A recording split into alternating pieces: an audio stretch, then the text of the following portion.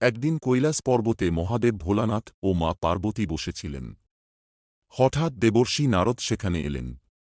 তিনি ভক্তিভরে শিব পার্বতীকে প্রণাম করে বললেন, প্রভু, আমি এক আশ্চর্য ঘটনা দেখেছি। এক কৃষক গভীর ভক্তি নিয়ে প্রতিদিন আপনাকে ধূপদীপ দেখিয়ে পূজা করে, অথচ সে সারা জীবন দুঃখ কষ্টে কাটায়। কিন্তু এক লোভী ও কাপ ব্যক্তি কেবল নামমাত্র আপনার নাম জপ করেই সুখে শান্তিতে দিন কাটাচ্ছে। এর কারণ কি? নারদের কথা শুনে মা পার্বতীও কৌতূহলী হলেন।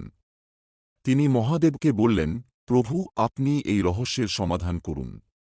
ভোলানাথ মৃদু হেসে বললেন, ঠিক আছে, আমি তোমাদের সত্যতা দেখাব।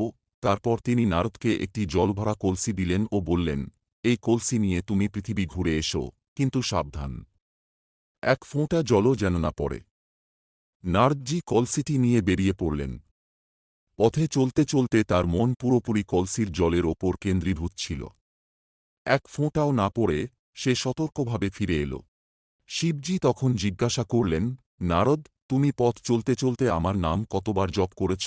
নারদ কিছুটা লজ্জিত হয়ে বললেন, প্রভু, আমি এতটাই মনোযোগী ছিলাম যে একবারও আপনার নাম স্মরণ করতে পারিনি। তখন মহাদেব হেসে বললেন, যে কৃষক সারাদিন কঠোর পরিশ্রমের পরও আমার নাম স্মরণ করে, তার ভক্তি কত গভীর ভাবো। আর যে লোভী ব্যক্তি শুধু নামমাত্র জপ করে কিন্তু মনুষ্যত্বহীন কাজ করে, সে কি প্রকৃত ভক্ত হতে পারে?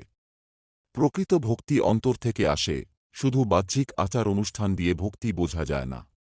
এই শিক্ষা পেয়ে নারদজি লজ্জিত হলেন ও বললেন, প্রভু, এখন বুঝলাম প্রকৃত ভক্তি কাকে বলে।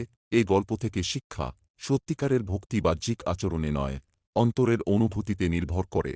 এরকম আরও গল্প পেতে চ্যানেলটা সাবস্ক্রাইব করে রাখুন।